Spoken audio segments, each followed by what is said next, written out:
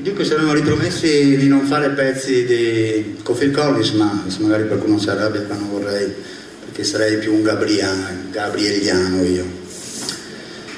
E quindi sono stato costretto per contratto a dover cantare dei pezzi dei Genesis con Philip. Beh, comunque, questa canzone non starei mica a spiegarla di tutte le canzoni perché poi diventa una cosa pesante. Però